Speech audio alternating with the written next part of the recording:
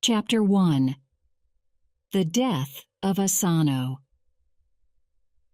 Good morning, Lord Asano. The speaker was Lord Kira Yoshinaka, a tall man, in black. He stood in the middle of a room in the shogun's palace. He watched Lord Asano and waited. Lord Asano Naganori was a younger man, 34 years to Lord Kira's 60 years. He walked slowly across the room from the door and stopped in front of Kira. "Lord Kira," he said coldly, "good morning." And then he bowed, just a small bow of the head. Lord Kira bowed too, an even smaller bow. He smiled, but his eyes were cold. "Are you ready for your next lesson, Lord Asano?" he said. "You have much to learn about palace ceremony, and you are a very slow student. Shall we begin?" Lord Asano bowed again, but did not speak. His mouth was a thin, hard line. Every day Kira called him slow, or stupid, or difficult, and he did not like it. In the shogun's palace at Edo in the year 1701, ceremony was very important. The right words, at the right time of day. The right bow, small or deep, for different people. The right clothes, at different hours of the day. The right presents, for the right people. This was the way of life in the shogun's palace, and Lord Kira was the teacher of ceremony for this shogun and for many shoguns before him. After 40 years as a teacher, Kira knew everything about the ceremony of the palace. But Lord Asano knew nothing. He was a daimyo from the country, from Akko Castle, a place 17 days' journey by horse to the southwest of Edo. The daimyo were powerful men in Japan at this time, and were rulers in their own part of the country. But daimyo must also serve the shogun, and every year the shogun called 2 of them to his palace at Edo. "Every day is the same," said Asano angrily at his house in Edo that evening. "Every day I must do this ceremony, or that ceremony. I must stand here, or there, bow to this person or that person, and I must do 6 months of this. Every day Kira calls me bad names. I make mistakes because he is a bad teacher." Hayami, one of Asano's samurai, helped him with his ceremonial clothes. Hayami was very good with the bow and arrow, but not so good with words. "Lord, I heard something about Kira," he said. "What?" said Asano. "He likes presents and money. The other daimyo gives him presents or money, and then Kira is happy, and the lessons go well. Why don't you give him a present?" "No," shouted Asano. "I am Lord Asano of Akko, and I do not give presents to the shogun's servants. His job is to teach me ceremony, not to ask for presents."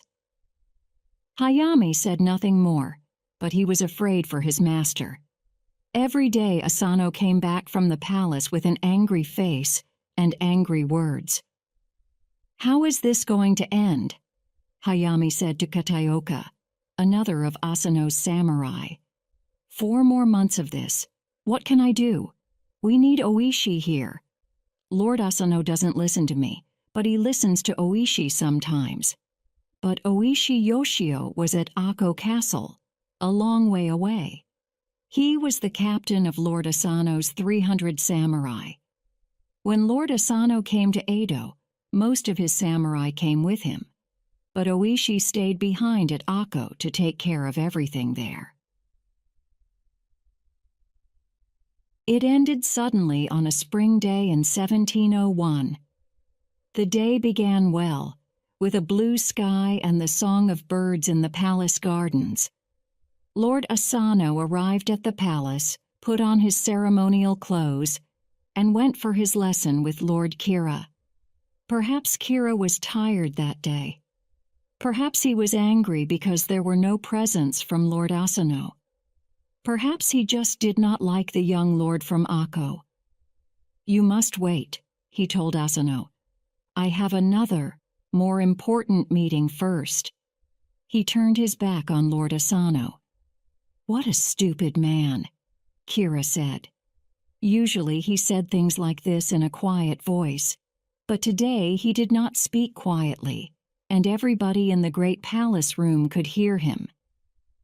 "I hear Asano's wife is stupid too, and his children," Lord Kira said to the room. Something broke inside Lord Asano.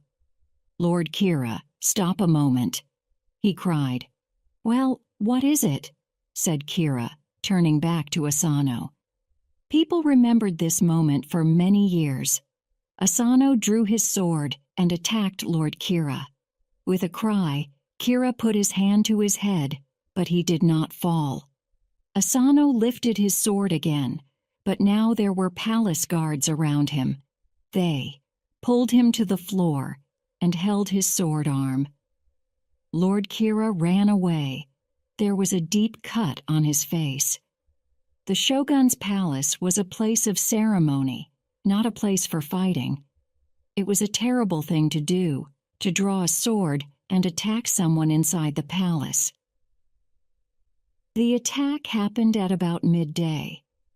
At 1 o'clock, the guards took Asano to the house of another daimyo. At 4 o'clock, an order came from the shogun. Lord Asano must die, but because he is a daimyo, he can die the samurai way with honor. He can commit seppuku. And so it happened. At 6 o'clock that same day, Lord Asano of Akko committed seppuku. He took out his long knife and cut into his stomach from left to right. Outside the palace, Lord Asano's samurai, Kataoka, knew nothing of this. He waited for his master to leave the palace at the end of the day, but Asano never came. At last, another daimyo told Kataoka the terrible news. Kataoka ran back to Asano's house in Edo and called for Hayami and the other samurai. "Our lord is dead," he cried. "Get the horses ready. We must ride to Akko at once." Chapter 2: The Plan. At that time, it was usually a journey of 17 days from Edo to Akko, but Kataoka and Hayami did the journey in 10 days. When they arrived at Akko Castle, they were tired, dirty, hungry, and thirsty. Oishi Yoshio, the captain of the Akko samurai, was not pleased with them. "Look at you," he said. "What kind of samurai are you? Dirty clothes, dirty horses." But Oishi forgot about that when he heard the terrible news of Lord Asano's death.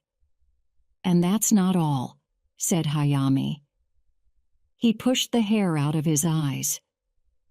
"The shogun's government is going to take Lord Asano's castle, his land, his money, everything. Can they do that, Oishi?" "Yes," said Oishi. "They can. To draw a sword in the shogun's palace is a crime. But why did Lord Asano attack Kira? What happened? Did they fight?" "We don't know," said Kataoka. "We weren't there. But Lord Asano was angry every day because of Lord Kira." "But Asano didn't kill Kira?" said Oishi. "No," said Hayami. "Kira is alive and well. People say that he just has a cut on his head." "And where is Lord Asano's body now?" asked Oishi. "They're taking it to the temple of Sengakuji," said Kataoka, "just outside Edo. Some of our samurai went with the body. Then they are coming back to Akko." During the next days, Lord Asano's samurai made the journey down to Akko. Some of them brought news.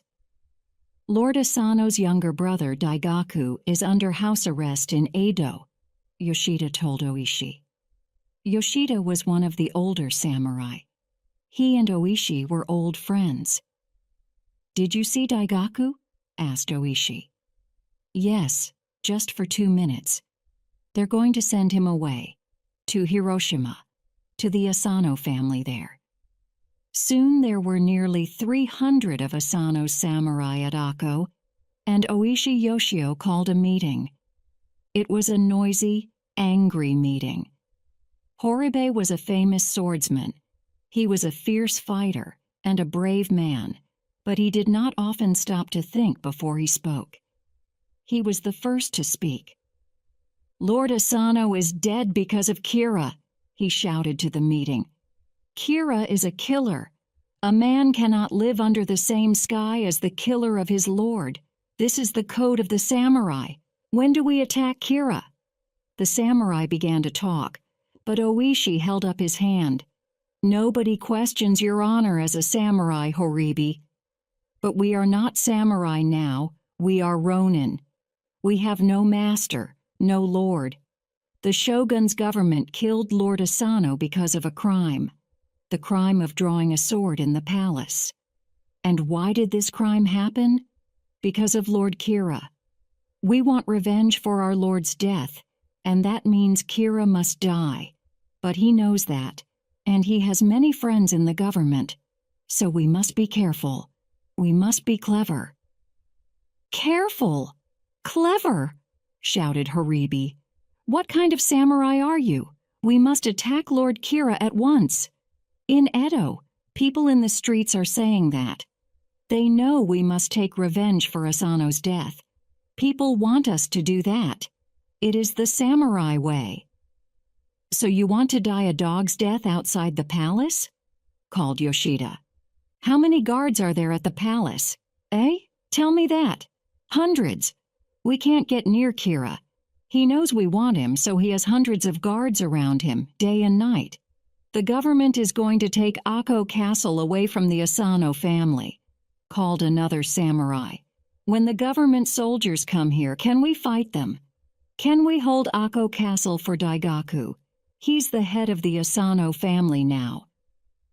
Kataoka answered this question. "For a week, perhaps, but not longer. No, the Asano family at Akko is finished. We must leave Akko Castle and begin new lives as ronin." "So, what can we do?"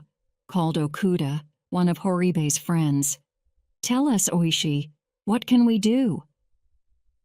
"What do you want?" said Oishi. "Do you want revenge? Revenge has a price, and the price is death. We cannot hope to live after we take our revenge on Kira.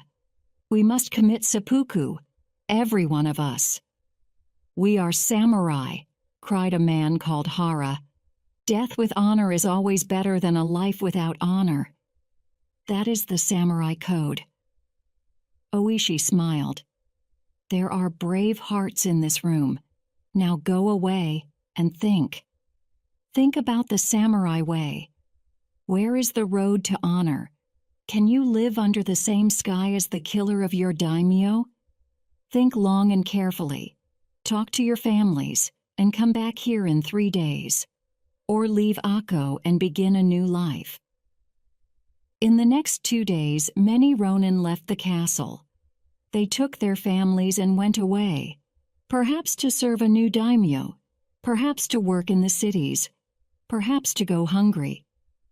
The life of a ronin was not easy. After 3 days, Oishi called the next meeting. He and Yoshida stood at the door and watched. Horibe, Okuda, and their friends arrived first, of course. Then more came, 20, 30, 40, 50, 62. Yoshida closed the doors, and Oishi began to speak. "You are here because you want revenge for the death of our daimyo. You are true samurai, loyal to your lord in life and in death. We must make a league together, a league for revenge. But for now, we must be silent. We must be secret. We must wait for months, maybe years, before we can move. We cannot attack Kira now, because he and his guards are waiting for us. But when he forgets about us, then we can move. Because we, the Ronin, we do not forget. We can wait a long, long time for revenge. Chapter 3. The Long Wait. And so it was. The soldiers of the shogun's government came to Akko, took the castle and the land, and then the 62 Ronin left Akko to go their different ways. Oishi talked to every Ronin in the league before they left Akko, and every man had a plan. Some of the Ronin went to Edo. There they found jobs as workmen, guards or gardeners. Other Ronin went to live in Osaka or other cities. Live very quietly, Oishi told them. Don't talk about revenge. Don't talk about anything to anybody. Meet secretly and be careful of spies. Kira's men are going to be everywhere, watching and listening all the time. Oishi took his family, his wife and 3 children, to live near Kyoto. 3 of the Ronin went with him: Kataoka, Mimura, and Hara. Kataoka and Mimura lived in Oishi's house, and Hara found a job. "What kind of job?" said Oishi. Hara laughed. "I'm teaching boys how to shoot with bow and arrows," he said. "That's not a job for a samurai," said Kataoka. "But we're not samurai now. We're Ronin, remember?" said Hara. "And a Ronin needs rice to eat." Weeks went past, and weeks turned into months. Oishi began to live a very different life now from his old life as captain of the Asano samurai. Every day he went into the town, to the old houses down by the river. He made new friends and spent his time with bad people. Often he was out all night. Kataoka and Mimura watched this, and they were not happy about it. "Why does he go to these places?" said Mimura. "Why don't you ask him?" Kataoka said. "Not me," Mimura said. "He gets angry when you ask questions. He gets angry at bad news too. You remember when the news came about the 7 Ronin? 7 of the Ronin from Akko did not want to be in the league against Kira any longer. The numbers were now down to 55. One day more news arrived from one of the Ronin in Edo. This man, Isogai, worked in the shogun's palace gardens. He could watch government workers when they came and went, and sometimes he heard things. He sent this message to Oishi: "Lord Kira does not work in the palace now. His job is finished. People say that the shogun is not pleased with him. Kira is living in his daimyo house, a big mansion near the Sumida River. Horibe says, 'Can we attack him now?' Oishi suddenly came alive again. 'No, no, no, not yet,' he said. 'I must go to Edo and talk to them. Kataoka, come with me. Mimura, stay here with my family.' In Edo, Oishi met secretly with some of the Ronin in the league. 'Listen,' he said. 'Kira's wife is from the Wasugi family, and they are very rich and powerful. There are many Wasugi guards around Kira's mansion, because he is still afraid of us. We can never get past all those guards with just 55 men. We must wait.' 'But how long?' said Horibe. 'Kira is an old man, and he could die any day. Where is our revenge then?' 'Begin planning,' said Oishi. 'Everybody has swords, but we need armor, spears, and bows and arrows. You can begin to find them, but secretly, and hide them well.' Oishi and Kataoka went back to Kyoto, and again, Oishi spent his nights in the town with all kinds of bad men. People began saying that Oishi was a samurai without honor. Hera came to visit one day and was angry. 'This is not good,' he said fiercely to Oishi. 'Where is your honor as a samurai?' 'Get out!' shouted Oishi. Get out of my house! Kataoka walked with Hara down the street. What's happening to him? Said Hara. Why is he doing this? It's all right, said Kataoka. Just go home and wait. It was not a happy house. When he was there, Oishi shouted at everyone, his wife, his children, Kataoka, Mimura, the house servants. Mimura often went out walking in the town to get away from the house and all the shouting. One dark night he saw the cook from Oishi's house at a street corner talking to two men. When they saw him, they stopped talking, and the cook walked quickly away. Mimura crossed the street to look at the two men, but they turned away and went into a house. And in the light from the house doorway, Mimura saw something very interesting. He ran home at once with his news. Their coat's the sign of the Uesugi family. It was very small, but I saw it clearly in the light. Ha! Cried Kataoka.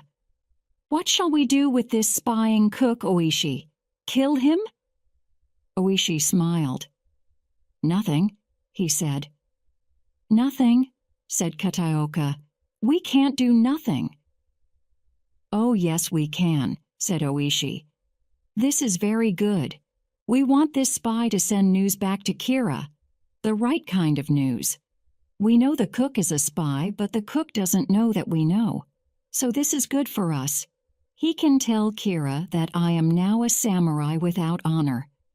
And who is afraid of a samurai without honor? Ah, said Mimura, I think I begin to understand. Good, said Oishi. At last.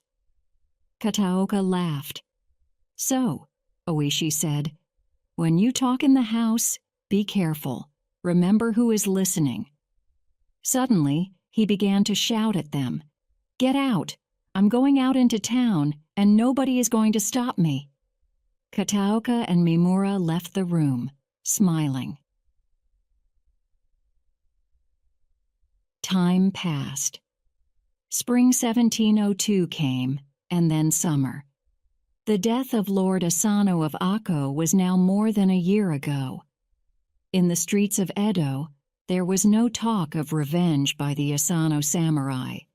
They were just ronin, living here and there in different cities in Japan. Their captain, Oishi Yoshio, was without honor and spent his time with bad men.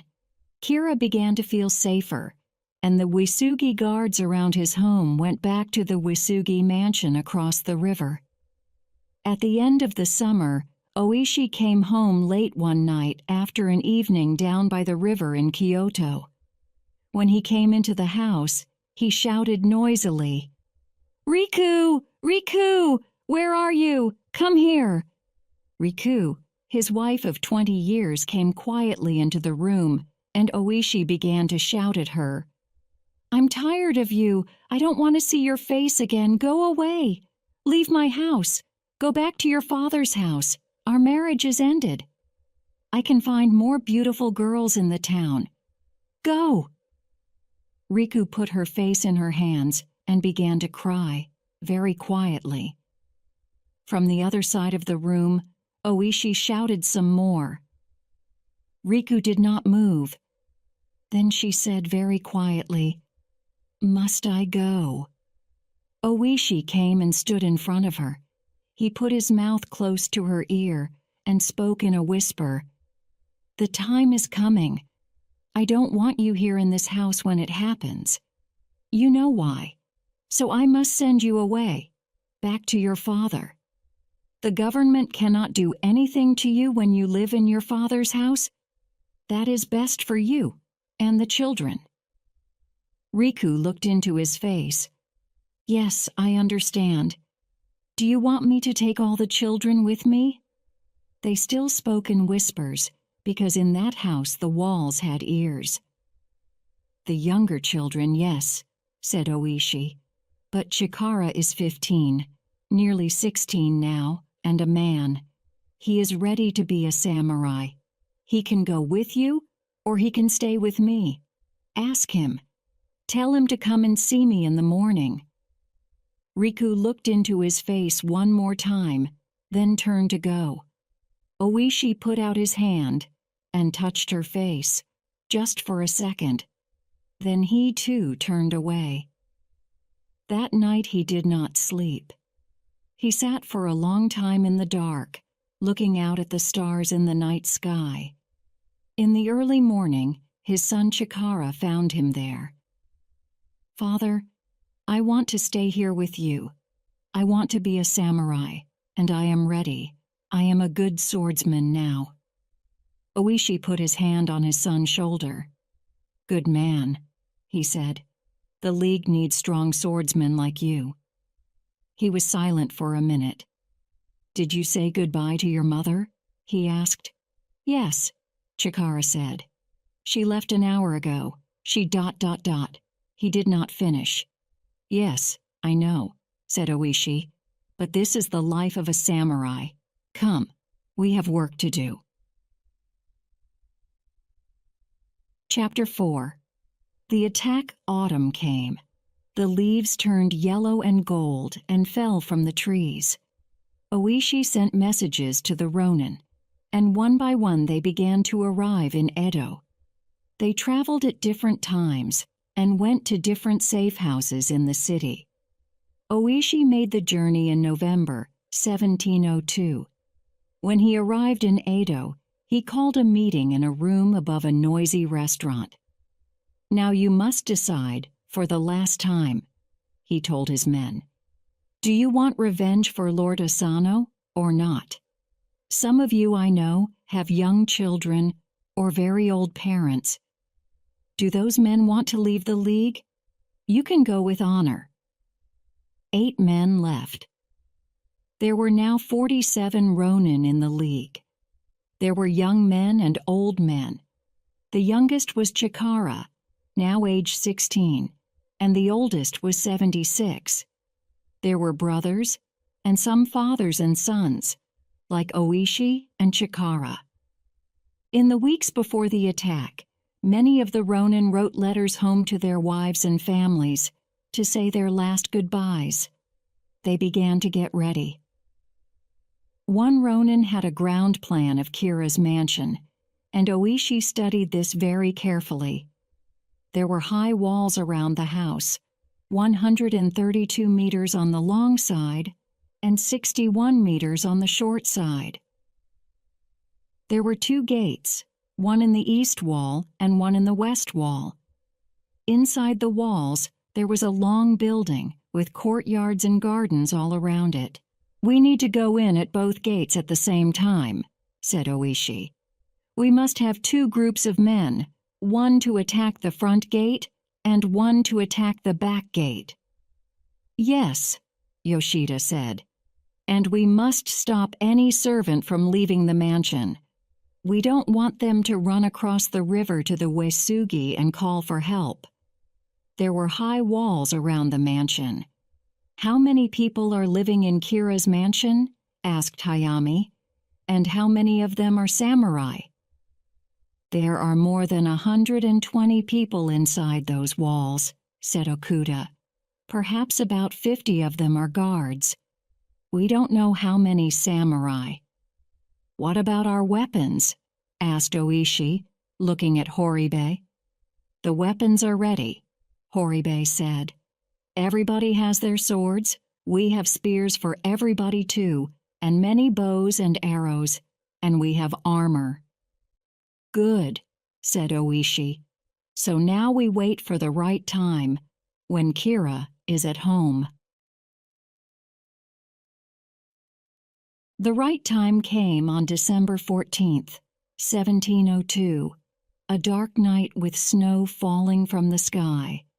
The people of Edo slept quietly, warm in their houses, but the Ronin put on their armor, took their weapons, and waited for midnight. Before they left, Oishi spoke to his men. "At last we can finish our work for Lord Asano and take revenge for his death, now nearly 2 years ago. We are here to kill Lord Kira Yoshinaka. We must fight his guards and his samurai, yes, and kill them. But do not kill women and children. We are not here to do that. And remember, you all have a whistle. When you find Lord Kira, blow your whistle."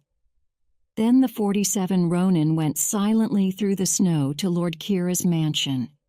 Oishi and Hara took their group to the front gate, and Yoshida with Oishi's son Chikara took their group of men to the back gate.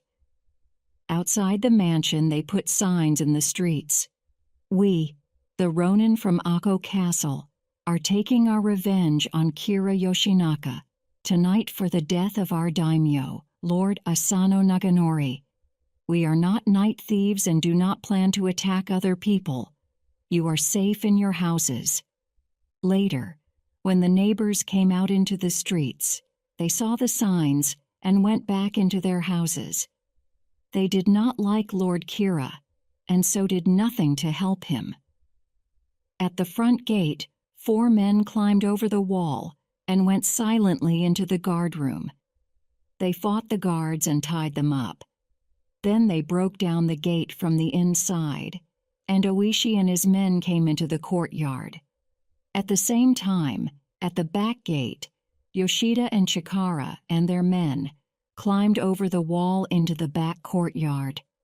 They tied up the guards there, then waited quietly in the snow.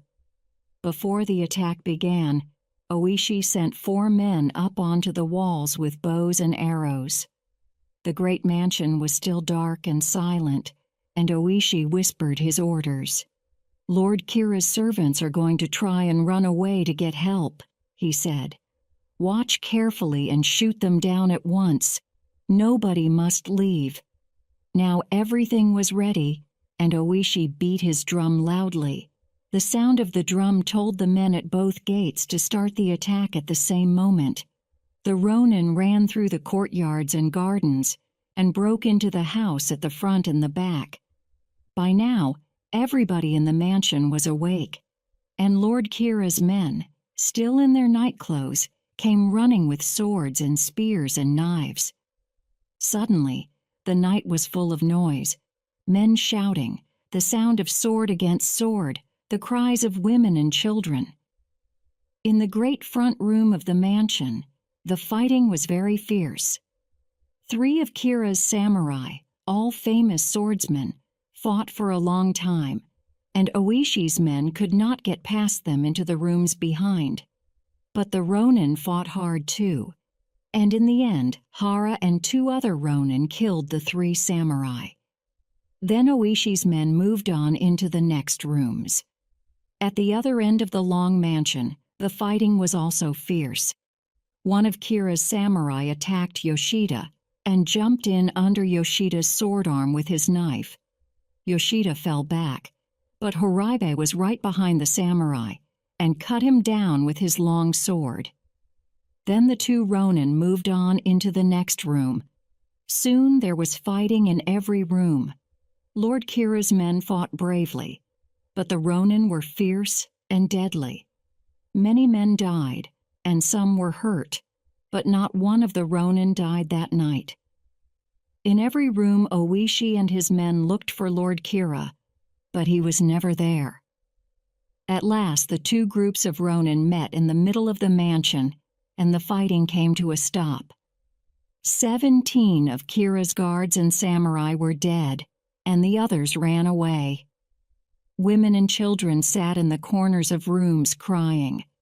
Oishi called out to Yoshida, "Kira? Where is he?" "I don't know," called Yoshida. "He wasn't in the rooms at the back of the house when we came through." "What about the family living rooms?" called Horaibe. "Let's look in there again." "We can't lose Kira now!" shouted Okuda. "Come on!" The Ronin began to feel afraid. Where was Lord Kira? Was he still in the mansion somewhere? Or did he escape when the fighting began? They ran through the family rooms, looking everywhere. In Kira's sleeping room, Oishi put his hand on the bedclothes. "They're warm!" he shouted.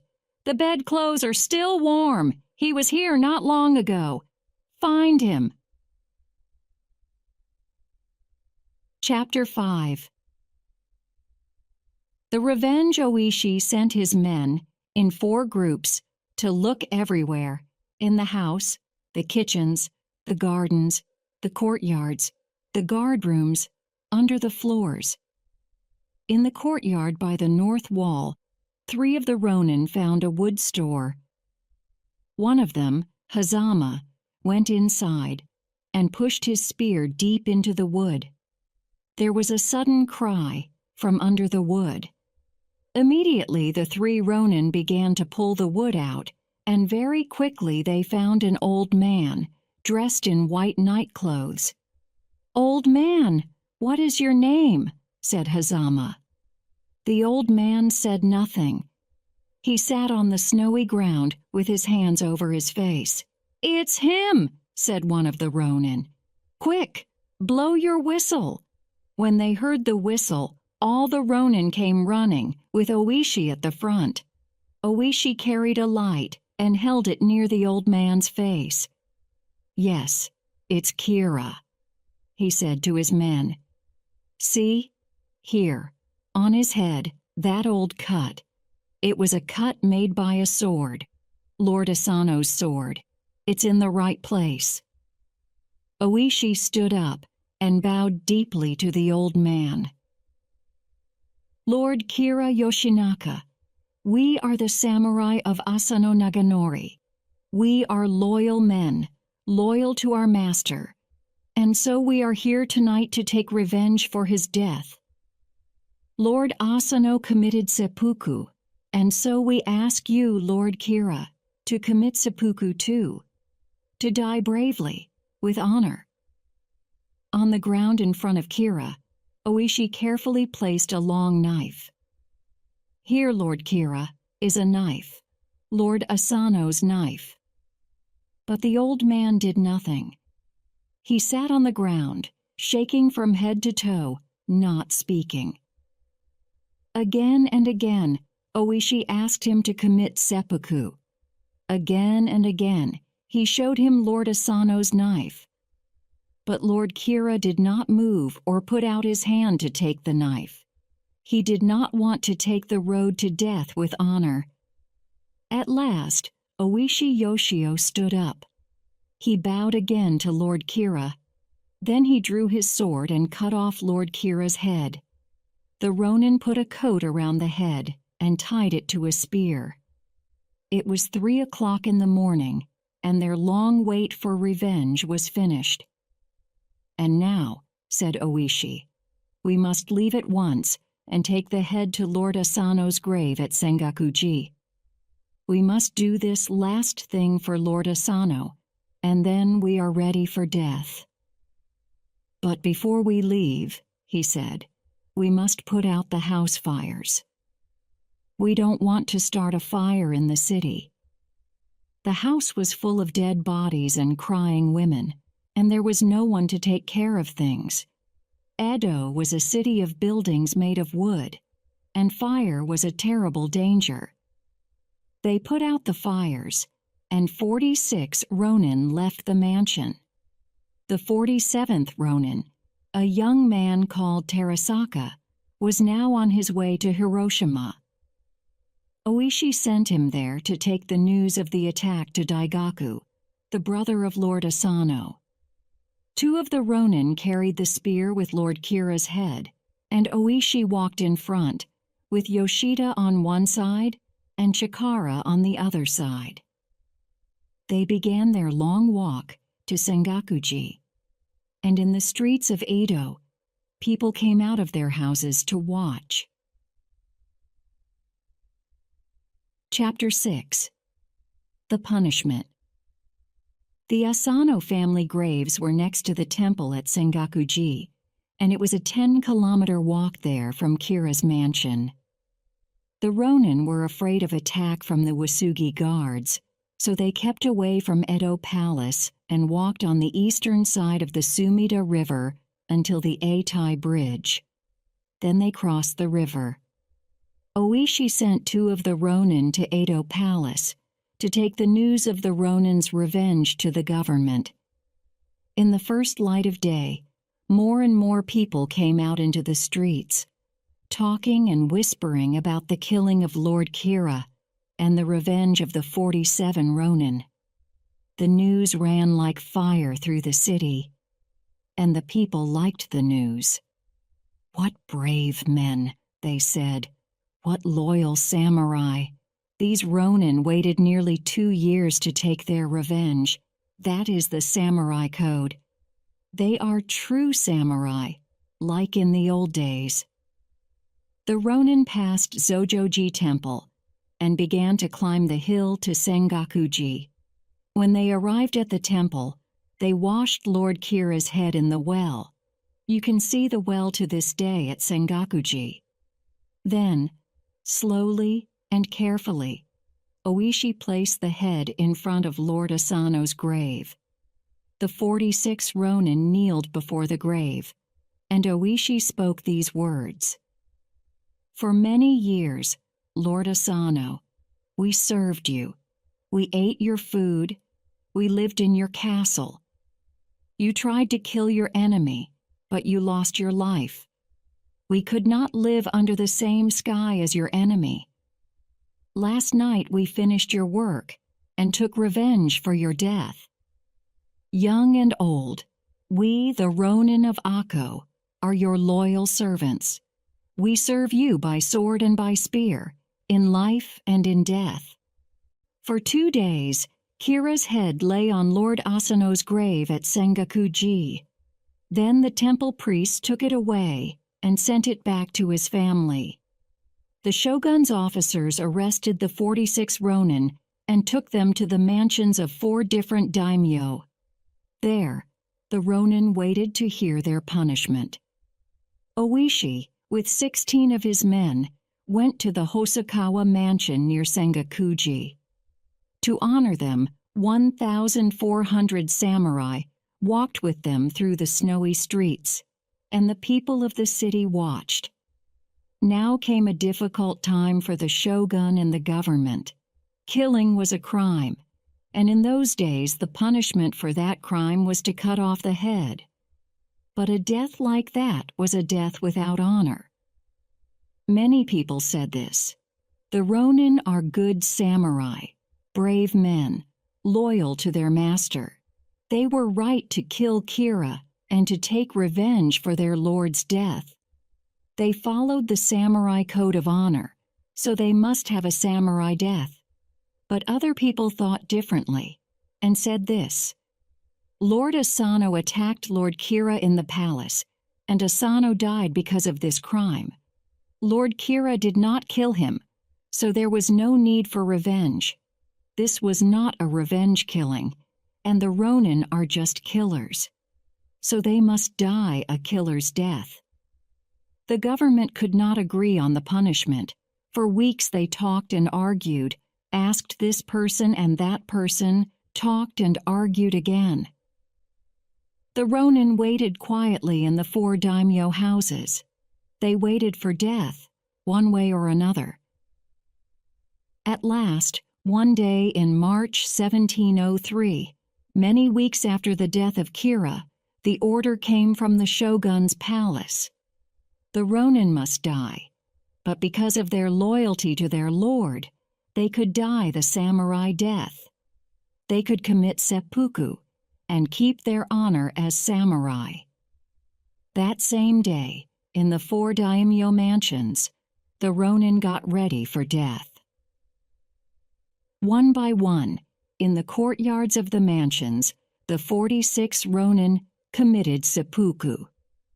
Their bodies were put in graves at Sengakuji Temple, close to their master, Lord Asano Naganori.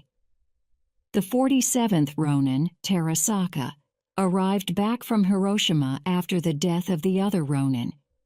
He went at once to Edo Palace and asked for the same death as the other Ronin. But he was a young man, and the shogun felt sorry for him. So Terasaka did not commit seppuku. He lived to the great age of 83, but when he died, he wanted to be with the other Ronin. So his grave is the 47th grave at Sengakuji. Sengakuji today. 300 years later, people in Japan are still talking and arguing about the story of the 47 Ronin. Every year, on December 14th, there is a festival at the Sengakuji Temple to remember Lord Asano's death and the revenge of his brave, loyal Ronin. Thousands of people come every year to this festival. The way of the samurai is not forgotten.